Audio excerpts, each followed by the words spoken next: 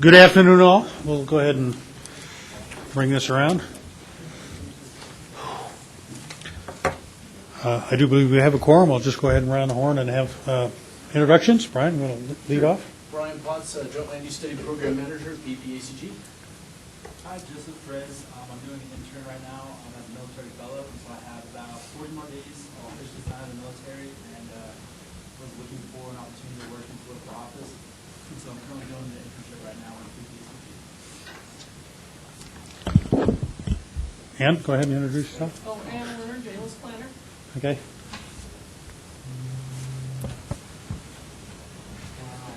Peter Wysocki, City of Colorado Springs. Craig Dawes, El Paso County. Hal Allgaier, Fort Commission. Ann Pico, Colorado Springs. Scott Hobson, City of Pueblo. Judy Leonard, Pueblo West Metro. Keith Klein, Defense Mission Task Force. Ron Jeffrey, Schriever Air Force Base. Mark Genreader, Teller County. Corey Weiss, Air Force Academy, and sitting in for Amy Kelly, who I'm very used to seeing. It looks a little different. And in the back? John Meyer, Colorado Springs Airport Advisory Commission. And Bill Nichols on the Airport Advisory Commission. Mark Gebhardt, El Paso County. Darren Horsemeyer, Community Planner at Schriever Air Force Base. Joe Alms, Community Planner at Peterson Air Force Base in Cheyenne Mountain. Very good. Welcome all. Any public comments for topics which are not on the current agenda? Sure we cover that. Manager's report, Brian.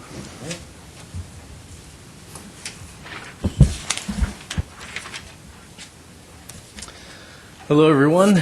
Thanks for coming today. What we have at this point is we recently received approval of our grant deadline extension out to the end of 2020. So we are now good through December 31st, 2020. This makes up for that 3-month delay in when we were awarded the grant, plus an extra 3 months of time per the amount of grant funding that we believe will be left. So that's been formally approved. So on your agenda, you'll see that those last 2 meeting dates that were previously tentative are now, that's been taken off. So those will be the meeting dates unless something else comes up where we need to change them. Along with that, Joe already introduced himself, but he came on board at the very end of September. And again, it's nice to have a third body here, and we get a chance both to teach him some things about what we do at PPACG and also an opportunity for him to help us out. So it should be a good mutual thing, and he's very motivated and excited. So we appreciate his enthusiasm. Along with that, we've been working on doing research for the military brochures and trying to get some information put together. We also have pulled down some data from the DoD Siting Clearinghouse, the Energy Siting Clearinghouse. There's actually GIS data on their website that's publicly available. We pulled down some of that data, and we're trying to see what we can do with it to create some potential maps for the local region, and try and also work on compiling some mapping data from the National Renewable Energy Labs, if we can, that look at wind potential to kind of understand where there is potential for, in terms of the wind resources, where a wind turbine could occur. So we're just trying to see what we can do with that resources, what data is out there, and see if we can create a map that might be useful as a tool for local understanding of the interface between potential energy and then where flight routes are over our region. Aside from that, Andy Gunning was going to try and get down here and join us, but we'll see what happens. Other than that, are there any questions as to any other items we might be working on administratively? Oh, the last thing I'll mention is Peterson Northgate, one of the things we've been working on is trying to reach out to the jurisdictions to figure out what are the roadway distinctions and utilities. We're still waiting on getting some information back from El Paso County, CDOT, and Colorado Springs Utilities, but we're working on compiling that because Peterson, as we know, is going to be working on potentially doing some Northgate improvements. We're just trying to do some information gathering for that. So, okay, that's it. Thank you. Okay. And we have a presentation on El Paso County Master Plan.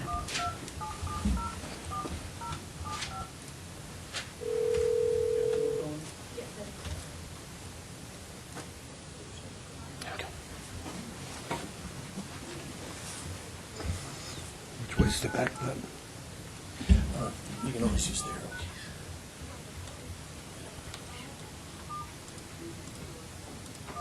Am I going the right direction? No. There we go. There we go.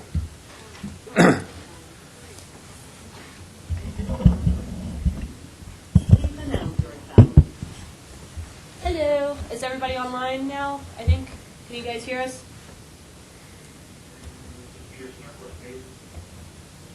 Okay. Thank you, guys. Okay, so who do we have on the phone? If on the phone, you could announce yourself again? Tim Payne, Fremont County. Thank you, Jim. I heard a Peterson in there somewhere. Air Force Base is here, Colonel Sam Johnson, and I got a TA in the room and civil engineering. Okay, thank you. Okay, fire away. Start off with the El Paso County Master Plan update.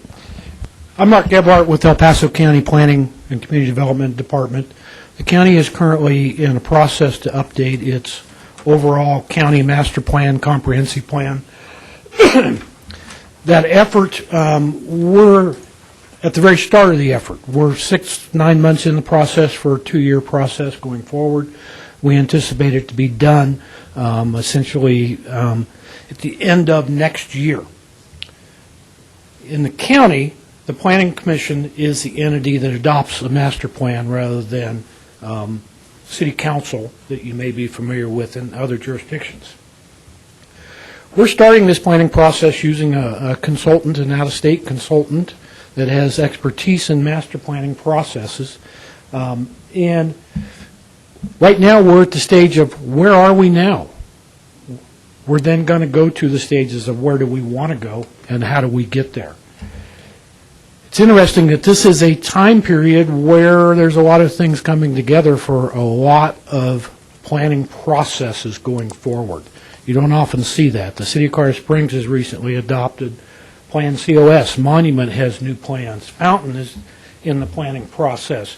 We have a corridors plan. We just adopted a county water master plan. The City of Colorado Springs has adopted an integrated utilities plan. You've adopted a JLUS plan going forward. The 208 plan is coming forward with PPACG. So there's a lot of things going on. And what was really a key to us, in part, was, A, our plans are very old. B, there's a great opportunity to do it. And we can use a lot of the same information, a lot of data. We've done a water master plan and a transportation master plan, and we're using the same data for those as we go forward with a county comprehensive plan. But back to where we are now. The county's comprehensive plan is a series of documents going forward. That is a policy type plan, a written goals and policies countywide. That is 1998. 1998 happens to be a long time ago. It's also 10 small area plans. These small area plans date from 1977 to 2008, I think, is the most recent one. That's a long time ago. We need to update these plans, and that's our effort, is to bring this current planning forward as an overall plan that combines these small area plans, has more current goals and policies going forward on how we address it. There's a series of topical elements. We have these small area plans that were, and I'll show you a picture of how they fit together, and they cover certain jurisdictional areas like Black Forest or Falcon Payton, but we also have topical elements of the plans. Each of those topical elements either are required by statute or were adopted by the Planning Commission as well. For example, the statute requires a commercial mineral deposit master plan. We have a major transportation corridors plan that's updated on a 5-year basis approximately. We've adopted prior City of Colorado Springs airport plans, which then leads to our influence areas and overlay areas for Colorado Springs Airport. We've adopted a recent parks master plan, and we have a brand new water master plan that says proposed here, but that's been approved by the Planning Commission in 2018, which we felt provided the good framework. If you know what's happening with water, that leads to what's going to happen with land use. So in the Planning Commission has also adopted drainage basin plans and studies, which is required by state law. You have to adopt those if you're going to have drainage basin fees. And there's a number of development plans that previously amended the county's master plan that ultimately are going to go away when we adopt a new plan. So this map kind of fits together all those little pieces of those small areas that we've adopted with specific goals and policies for those areas that in some ways, and I'll show you on the next one, in some ways conflict with each other. So our intent to try to undo those conflicts, try to make these more consistent, possibly modify the boundaries of those small areas going forward. The city's done recent work and is doing current work relative to annexation. We need to have some of that relative to the enclaves that currently exist. And we have areas of the county that don't have any plans at all. We may not do plans for those, but we may do goals and policies that apply in those areas. For reference, a lot of the plans in Highway 94 are 10 or 15 or 20 years old in the South Central area as well. Those don't recognize current things that are happening at Schriever Air Force Base as well. So this is our planning process as we're going forward. We are really at step 4 in this process.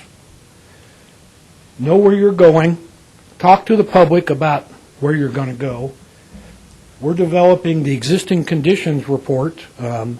Brian was in a meeting with us yesterday relative to review of the existing conditions report for the county. That's not public yet. It'll be finalized in December, and we'll bring that forward to the public. And then we start going with the vision, goals, and objectives, asking the public what's important to them. We've already asked them in certain ways by creating a survey. And then we start to talk about place types or character areas or small area plans or whatever they're going to be called in the future. On our website, our department website, it's been on the county's website for more than 3 months, is a survey that we've had over 3,000 people participate in the survey. We've had contacts with at least 800 people going forward at a series of public meetings. So we're asking people what's important to them at the start of the process. Then we'll do the existing conditions, and then we'll start to bring the public back into a visioning session. It's the existing conditions report, which we prepared yesterday, which had extensive aspects.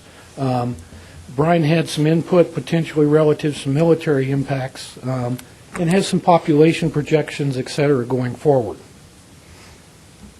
So we're at the process of reviewing those small area plans, how those little pieces of small plans fit together, and how they can be modified, replaced, or adjusted to be more current and reflect current goals and policies. We'll finalize the existing conditions report. We begin the visioning process. Part of that's going to start in December, and I'll show you we have a planned meeting on December 11th in the evening, probably at the Regional Development Center at the Regional Building Department. We haven't set that time or place, but that's where we'll do an advertisement and ask the public for what they think our community should look like going into the future. So here's a couple little contacts. Brian can print this out if he wants for anybody that wanted to contact us. I'm the project manager for the project. Mr. Dossie is the executive director and leading the charge for the process. So we have information on our website. In fact, and I put a little thing on the back, a little survey. We were going to take down our public survey that we're asking the public to fill out. It's currently on the website and is actually still active. Any person could go fill out that survey and say really what's important to them as we go forward. We've had a lot of assistance with doing that survey. Various people have put it out on their websites and helped us, and that's why we're over 3,000 people in participating. So that was a short presentation. Any questions? I think I'm on. Yeah, Mark, just a quick question.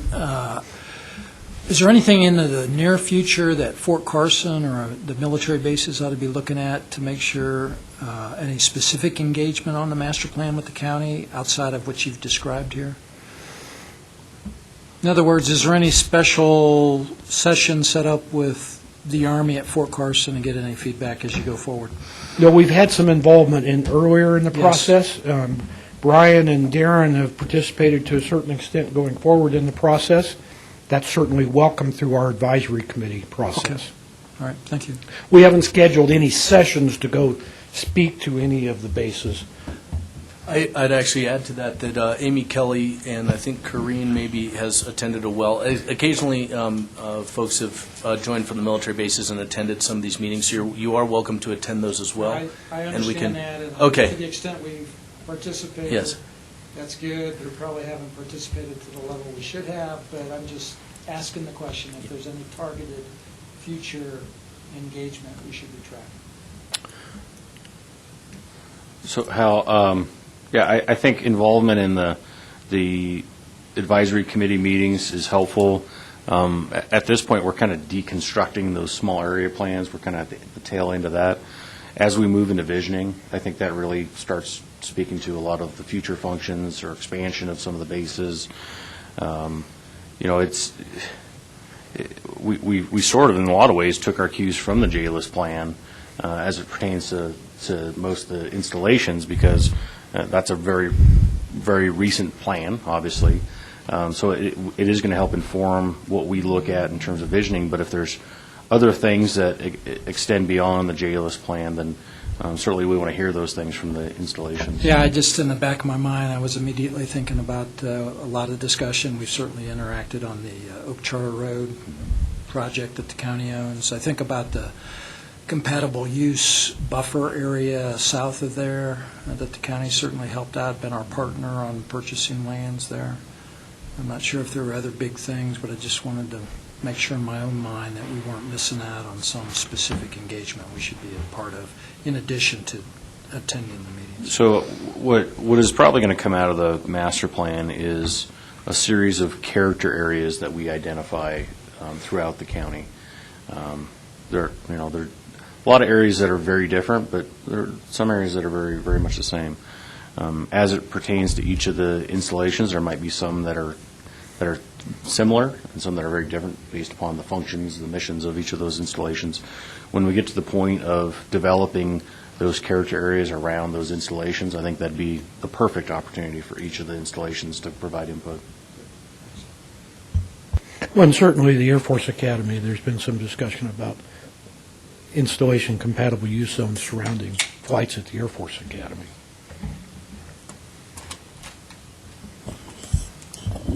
Thank you. Well, along that line, it also occurs to me that as the Space Command decision, or Space Force decision comes down, either or, I mean, nothing ever happens at Schriever, right? It is the epicenter of space, though. Nothing ever happens out there that we could talk about, right? But I think there's probably a lot of impact as those decisions come down. There's going to be some changes in what the structures are now, and that may or may not put additional loads on some of the things like 94. So something to, I think, keep your ear to the ground on. Mr. Chair, there's been a lot of interest in developing in areas near Schriever. Yeah. And we've been working with Keith on some of those issues. So the slide that Mark had up is in terms of the timing of this effort. I don't think we could have done any better. We kind of fell into it, Yeah. But it's really kind of perfect with what's happening, what has happened from the planning side, and what's happening out in the real world with the growth that we're experiencing both in the city and the county. One of the things that I don't know if Mark touched on it, on December 12th, our consultant will be in town presenting the existing conditions report to the Board of County Commissioners. Those are all streamed online, so if you'd like to check that out, I would encourage you to do that. Okay, great. Could I just add one thing Yes. to that, sir? Eva, go ahead. Thank you. You know I always have something to add. But just for situational awareness, both the interim and the final basing decision for Space Command, when they came out with what needs they would have for each of the installations, depending on whether they host the interim or final location, they all included some level of leased facility off base. So just keeping that in mind too, that they won't just be looking at military construction on site within the installation walls, and some of our installation folks here can speak to that, but there's also going to be an interest, and that was identified in every single instance, whether it was interim or final, that there would be interest in leased facilities off base.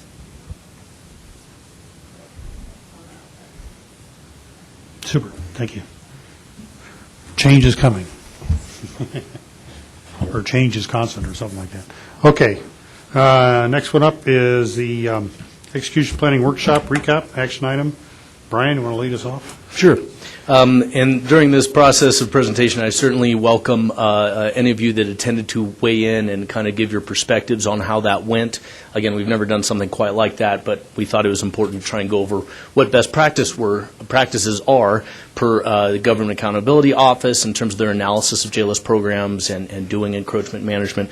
So we had a good showing, and I think it was especially the individual breakout groups. We had 2 breakout groups about midway through where we tried to actually take a sample action from the JLUS and see if we could work through and try and identify how would you apply performance measures to these particular things. And the goal behind doing some kind of execution planning effort is that while we are here as staff, and again, I always echo that we don't know how long we'll be here, but we want to make sure we're setting up as many tools as possible that could be helpful.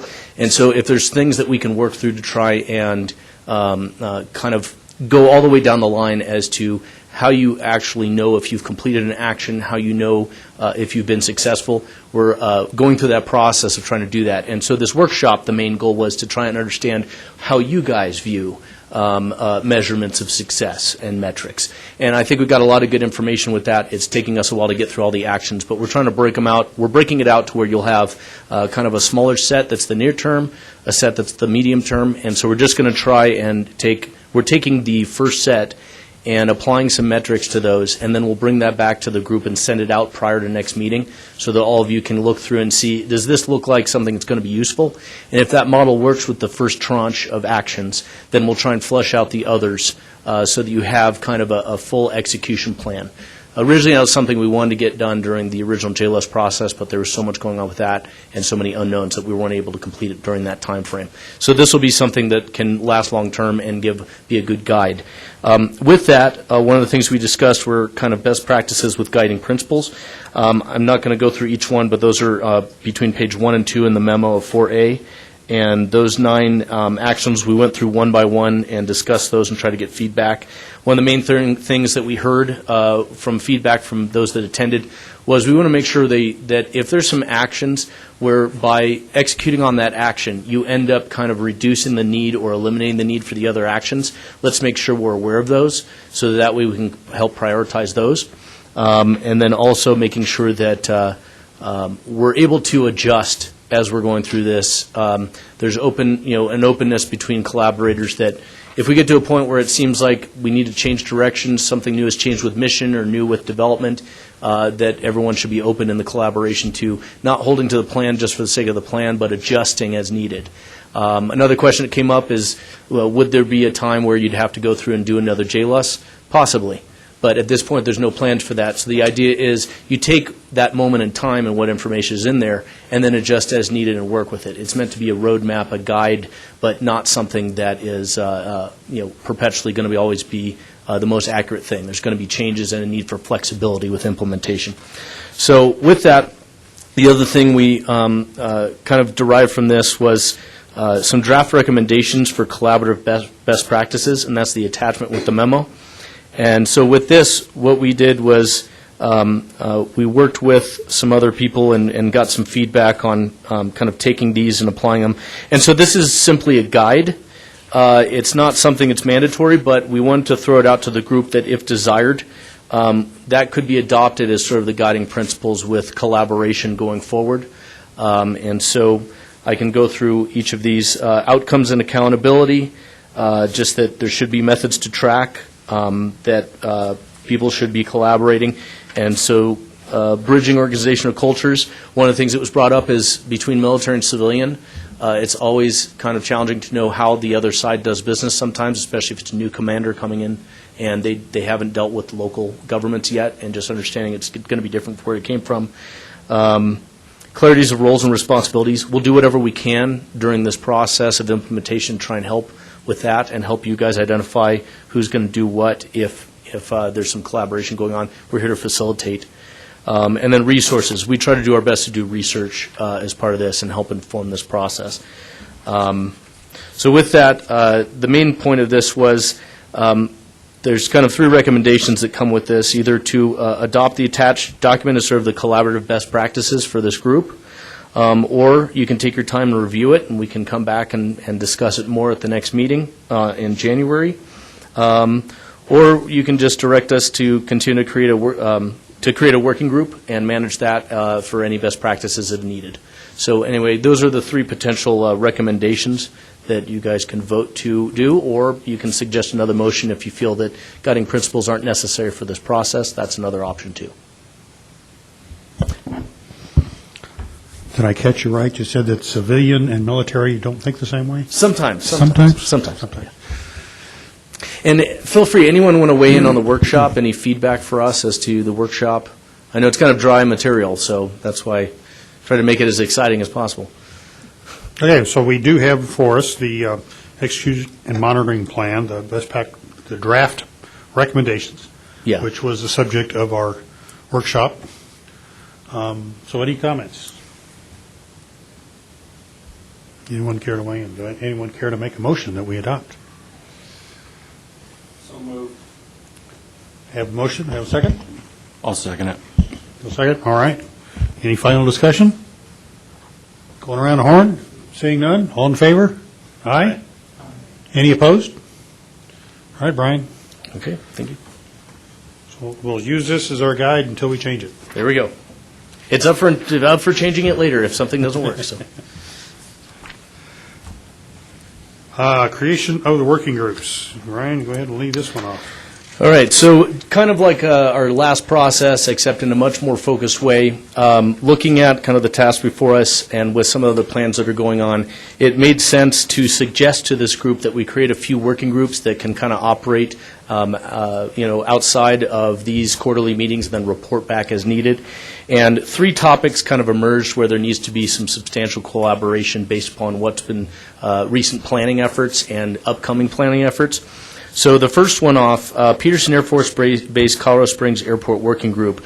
Sub-area task grant task 4 was looking at doing some form of sub-area planning or mapping coordinated with the El Paso County Master Plan.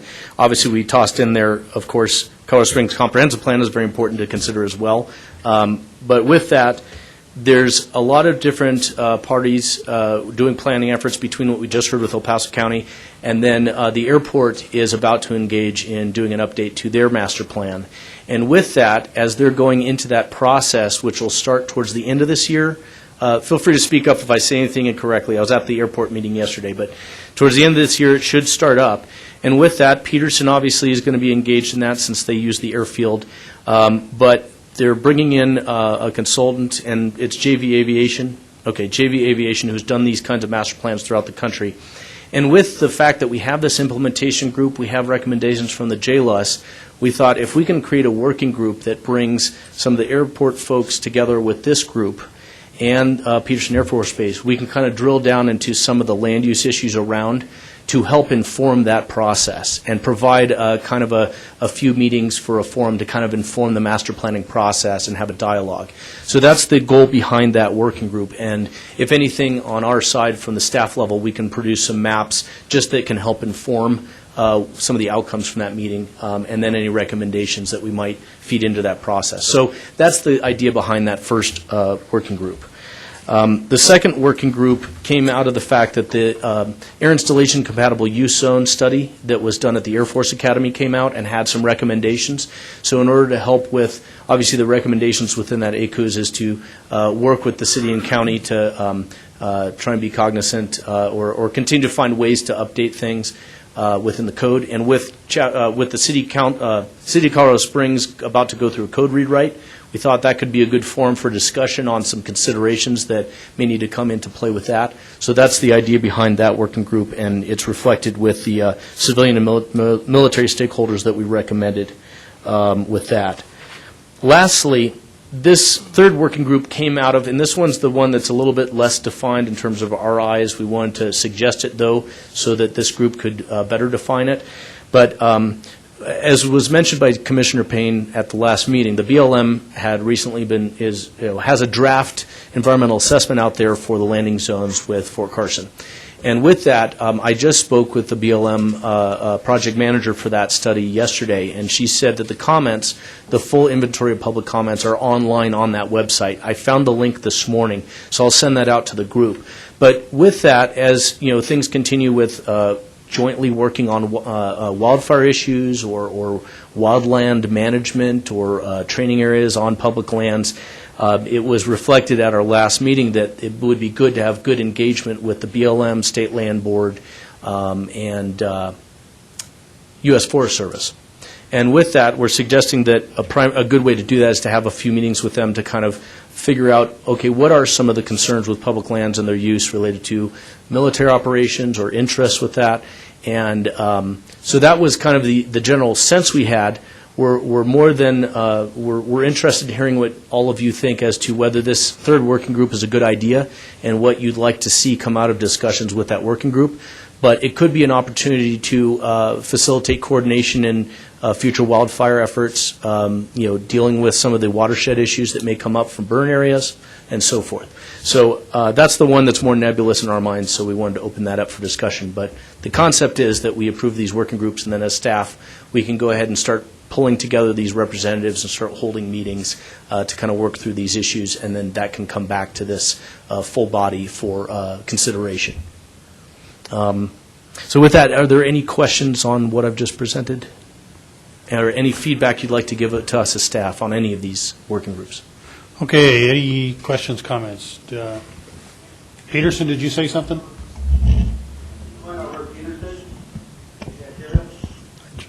Not very well, but go ahead.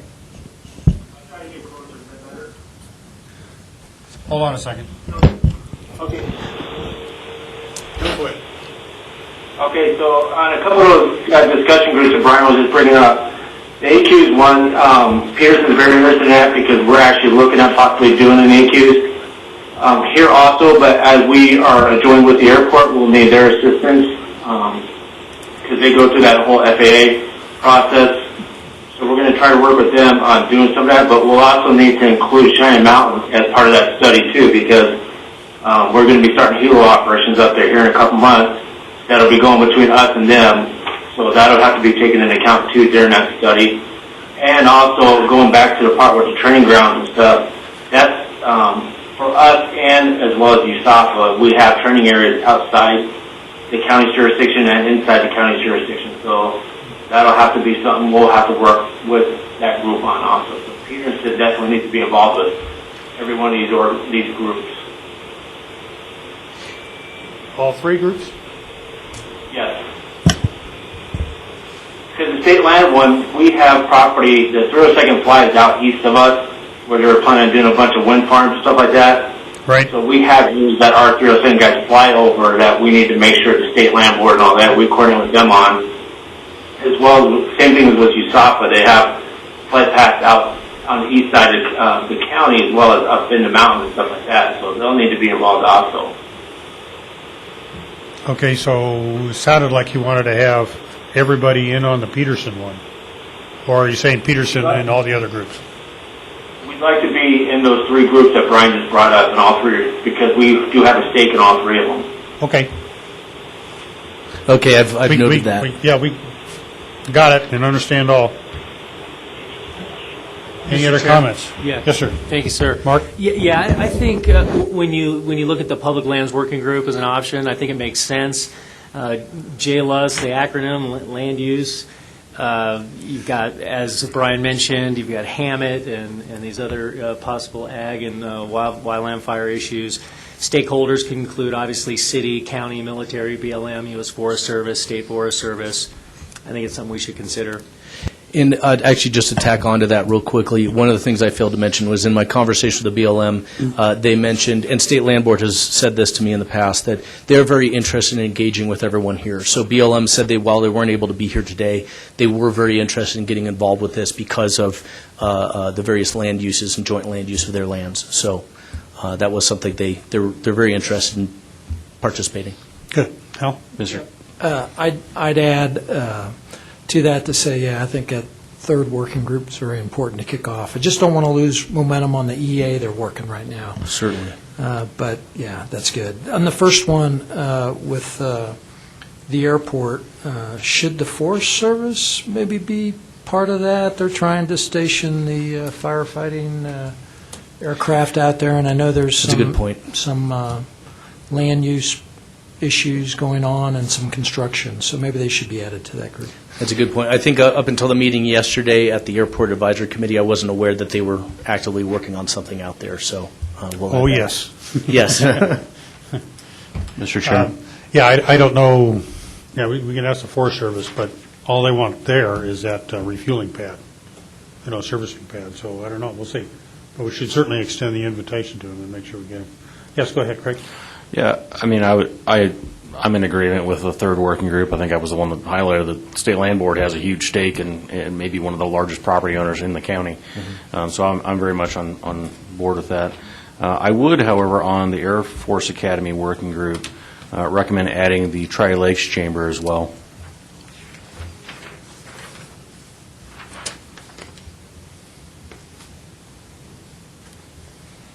All right, I've noted that. Okay. Brian, I have another ad for you, TIBA. Yes. I figured you'd know my voice at this Yes. point. For the Academy Working Group as well, I'd add the City of Monument. Oh, very good. I thought I had them Thought you in had there. Are they in Did you there? miss them? Sorry, I'm not looking at I may paper. not have. We You met talked- with them, and they had a strong interest in the enhanced use lease that the Academy was pursuing for the off-site visitor center. My intent is to have them join in. So if I failed to put that in there, thank you for pointing that out. No, that's fine. And Brian, kind of speaking for adjacent counties and municipalities, I think the Public Lands Working Group is a really good addition.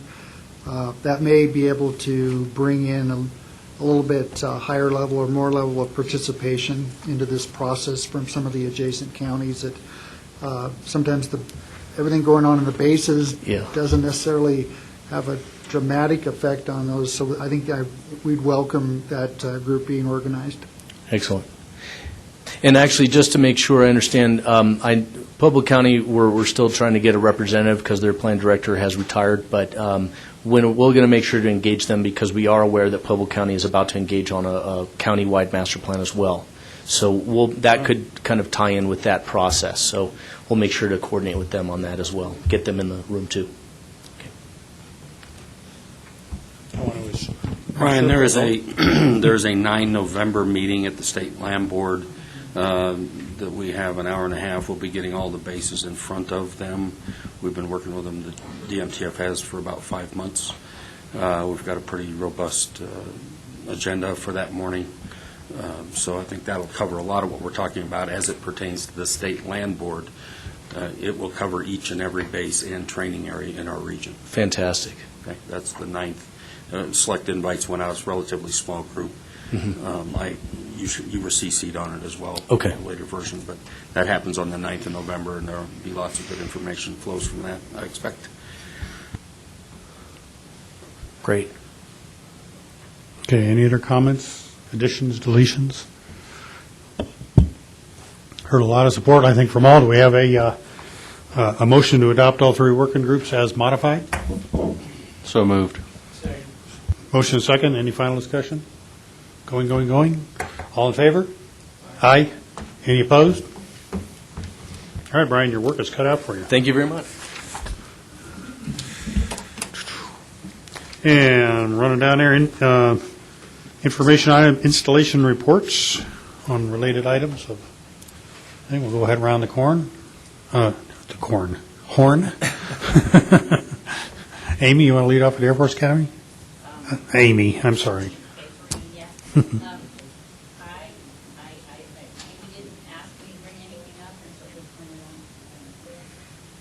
Okay. Ron? We don't have anything specific to highlight from Schriever Air Force Base. We certainly appreciate the opportunity to participate, and as Keith mentioned with the State Land Board, certainly we've got equities that abut our property that we want to make sure we stay in tune with. So we support that effort. As far as other things that are happening at Schriever, there's certainly a number of decisions that have to be made, well above the level of the 50th Space Wing and us out there at Schriever Air Force Base. We're certainly waiting for the Secretary of the Air Force's decision on the basing for U.S. Space Command. And additionally, we're looking for some MILCON for a consolidated space operations facility, but again, that has yet to be determined. But other than that, we're certainly looking forward to the increased importance of Schriever Air Force Base, but many of those decisions are still pending. Tied up in the budget discussion, maybe. And Peterson, you're up. First off, we just want to thank the city. They really stepped up to help us out getting our Eastgate improvements done, the new traffic signal out there and stuff. However, unfortunately, we already had one accident, and it just went live yesterday. So learning curve has started. We look forward to working with everybody as far as the different groups and ensuring that a lot of the mission is protected here as working with the county as far as their master plan. You had an accident in Eastgate yesterday? That was today. Today? Yeah. Oh, my gosh. Yeah, it went live yesterday, and of course somebody got hit today. Okay. Fort Carson. Yeah, just a couple things from Fort Carson. First of all, I've had the chance to be in a room and brief our new commanding general a couple different times. It's clear to me he's learning what happens at Carson. He's not like General George that was assigned out there 4 different times. So, and he's got 2 deputies that are new out there as well, and a chief of staff that just came back from the Afghanistan with the division staff. So it's a new team out there. Colonel Werdinger, our garrison commander, has been out there for a year, and he'll be out there for another 8 months or so. Mr. Jack Sharash, who's the Assistant Secretary of the Army for Energy, was with us on Monday. He was up at a energy conference up at NRAIL this week and came out a day early. Had never been on Carson, although he is our stovepipe for energy-related projects and initiatives. We had a chance to have Aram Benjamin from CSU, the CEO, out there with us at lunchtime. We talked about Drake going offline at some point in the future, and CSU continues to look at and is, I think, committed to providing power generation on the boundaries of our bases, and certainly talked about that at lunchtime for Fort Carson. One of the sites we're looking at is on the northeast boundary of Fort Carson to tie in something there. So that was a good visit for us. And the last thing I'd mention is the Secretary of the Army is coming out, I want to say 6-7 November. I don't know if anyone, yeah, right. So that's happening over the next couple of weeks as well. And I think that's all I got this morning, or this afternoon, sorry. Okay, going around for community reports. Steph. Sir, if I can just follow up on some of the federal issues that are out there. We are definitely in the midst of still trying to do appropriations. Defense appropriations is supposed to be coming up in the not-too-distant future. We're going to try that effort again. Military construction appropriations have unfortunately been held up. We haven't been able to move on text yet, but we're expecting to see some legislative text, if not by tomorrow, close of business, then early next week. So I'm hopeful that that will be the case. I have some initial indications that would be favorable for that CSOF facility, so I'm going to just knock on wood right here and hope that that still goes through. Senator Gardner was really proud to have the opportunity to get to vote for Secretary Barrett to serve as Secretary of the Air Force, so we're really excited that she's finally in her role officially, and we think that that's going to help move along hopefully the decision-making process a little bit sooner. We know that she will be in town as well for Corona, so we're excited to see a lot of those folks once they get here, and again, continue to advocate for those priorities with the different service branches, well, definitely the Air Force at that moment, but also the Secretary of Defense when given the opportunity. So that's kind of where we are on the funding thing. I'll tell you there's some reports that have been now made public, so I'll share that here, that Chairman Inhofe of the Senate Armed Services Committee announced that there's going to be some level of a skinny National Defense Authorization Act that will be released next week. I don't know what that looks like. He indicated a number of things that would be included in that, one of which, of course, is the military construction authorizations. So that's a good thing, but it's just unclear what that means for the Space Force provisions. So we're trying to figure that out right now, but just wanted to give everybody a heads up that there will be a brand-new bill that will come out at some point next week. Mark? Thanks, Mr. Chair. I don't have any JLUS-specific updates, but I do just have one minor administrative comment. Would there be value in adding the JLUS Implementation Committee members present in the meeting minutes to reflect who was in attendance? I didn't see it. We have that list. It's not in there. So Okay. We'll take care of that. Sorry. Thank you. Thank you, sir. Including future. Okay. Anything? Keith, you have anything yet? For Pueblo West. I'll give a short update. Pueblo Area Council of Governments normally is the lead entity for the updates to our regional comprehensive, both Pueblo County, City of Pueblo. The past several updates to the plans have been jointly adopted through both the County Planning Commission and the City Council of Pueblo. So we're looking at doing another update, potentially more of like a new plan after about 20 years, starting in 2020. The city's allocating some funds to be able to start the process. Pueblo County has funds already in place to be able to do that. That's going to be done in conjunction with our 5-year update for our transportation, long-range transportation plan. And we are also this is the first time we were going to be looking at integrating water policy with the Pueblo Board of Water Works as part of our long-range plan. And so those are looking at being underway and hopefully completed in the next 2 years. Great, thanks. And City of Colorado Springs? Go ahead, Craig. You can speak on my behalf, and I'll speak on yours. I'll tell all the secrets of the City of Colorado Springs. I have no update today, Mr. Chair. The only thing, update from Colorado Springs is that earlier today we held interviews for the consultants to do the ITP, the Intermodal Transportation Plan, just as a follow-up to Plan COS and, of course, looking at regional transportation plan for the city and beyond. So stay tuned for more work on that. And last, I think Commissioner Payne might still be on the phone. Oh. If he's still there. Commissioner Payne, are you still out there? Apparently not. Okay. Okay. Good catch. Any other final comments? Last time around the horn? Okay. Last thing Yes. I'll say is just to make you aware, next meeting will be next year. So we're doing these things quarterly, so Thursday, January 23rd, same time, same place, same channel. There, that's it. Well, we could rotate around. We could. You could, anyway. But for now. Please help yourself to anything, take things with you on the way out and snacks and drinks if you'd like. So. Okay, and with that, we shall adjourn. Thanks. I know.